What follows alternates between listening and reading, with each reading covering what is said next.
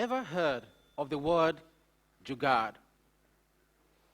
Jugaad is an Hindi word that means a quick, innovative fix. 4 years ago, I graduated as a biology teacher. Although I was not very sure what I wanted to do with my life, I knew what I did not want. I did not want to become just another biology teacher. There are a lot of them out there. I wanted to expand my horizon. I wanted to see how my education can apply in real life. I wanted to see if I will also be able to explore several other fields. And one more thing. I wanted to break the idea and the perspective that the course of your study must become your profession. But I knew that for me to achieve this goal, I needed a quick, innovative fix. So let me hold your hands and let's walk together my journey in the last 4 years. In Nigeria, there is a compulsory 1-year program for every graduate. It is called NYSC, National Youth Service Corps. It is a program set up by the government to involve the country graduates in national development. So as a graduate, I jumped right into the program. And the government posted me into a rural government school in Benue State, Nigeria, to become a biology teacher. Exactly what I did not want. What will I do? It's the government. I jumped right into the school, right into my class, and instantly, I loved my students. Why? Some of them were just too bright academically. Why some of them struggled so hard to even spell biology. And then over time, something strange happened. I noticed that the student in my school dropped out. And I was disturbed. Because I felt education is the best legacy that every parent wanted to give their child. I felt education, and in fact, schooling, is that pathway that gives a child limitless opportunities. I felt every child and every person, every citizen, has the right to education. So why were they dropping out? So I started asking teachers.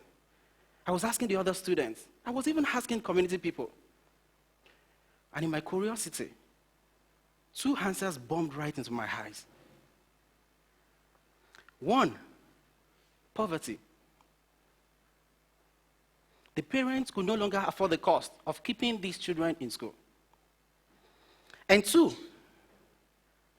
the parents and the students could not see the relevance of what the students were learning in school into their real life. And then I thought about it. I don't have the money to keep all the poor students in school. So what can I do, was the question I asked. Then I called my colleagues and I said, let us set up a 3-day skill and capacity building training. So we gathered 200 students together for 3 days, and something amazing happened. After 3 days of learning, sharing, thinking together, we created new businesses. We uncovered new talents. And we were able to see that there were a lot of opportunities even within that rural community. For the very first time, the eyes of my students sparkled. Their eyes shined so brightly that it could light up a whole community. I loved it. I saw the relevance of education. After 1 year, my service was ended. So I moved out of the community and I joined an international NGO called Voluntary Service Overseas. I was excited for the new challenge ahead of me. So they posted me into another rural community, the community of the nomads, and I was meant to teach mathematics and English. By the way, it's not biology this time, so it was good. When I got there, I started learning together and sharing together with the kids. And then over time, I started visiting their houses, the small huts that they have built and they have created. And I saw something else. I noticed that their huts were dark even during the day. The huts were dark Their houses were dark during the day. And there were no electricity in this particular village. I asked myself again, what can I do? Then we decided to experiment with these students the use of plastic bottles to light up their houses. So we poured in water into the bottle, we hung it through their roof in their houses, and there we saw lightning in the house.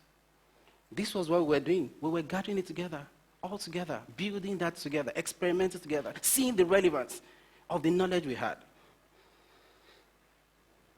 I love that.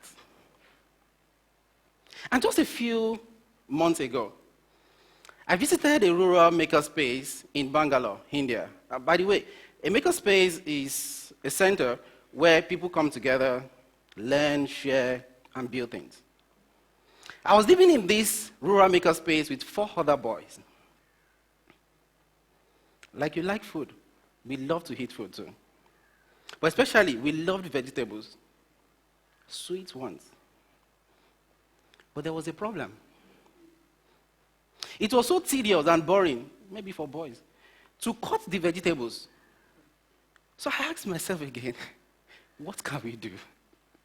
We had 2 options. 1 is to buy a vegetable cutting machine. 2 is to create our own. Since we did not have the money, we could not buy a new one. So the other option we had was to create our own. So we started gathering together local materials everywhere around the rural community and the space. And in 6 days, we built our own vegetable cutting machine here. At that point, I said to myself, enough of young people complaining about the problem every time. Why don't we convert the little knowledge in our head to solutions? Why can we not transform our education into real-life solutions? And therefore, I'm starting an organization called Prikkle Academy. Prikkle is an African word that means to inspire, to stimulate, and to sparkle. Prikkle Academy will be an innovation center where young people, especially in the rural communities, can come together, can think, can look at the problem in their eye, and use their basic knowledge to provide tangible solutions to these problems. I'm going right back into that community where I started as a biology teacher. And we'll go back to meet these dropout kids, and even the ones in school. These kids have strengths, they have talents, they have interests. And in this same community, we have people with specialized skills, such as the smiths, the masons, the carpenters.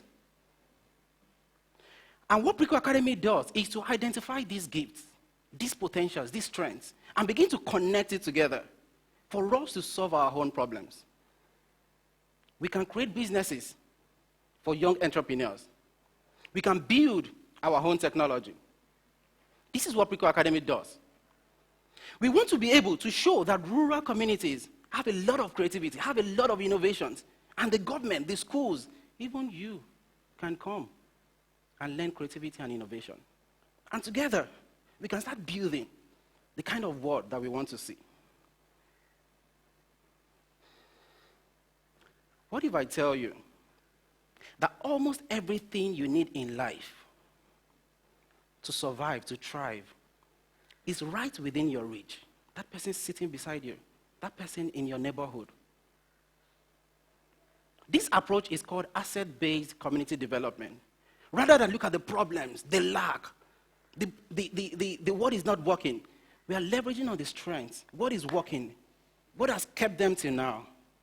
Remember, I started my journey with Jugaad, a quick, innovative fix. But right now, I'm jumping right into creating sustainable social solutions by inspiring community builders. Thank you.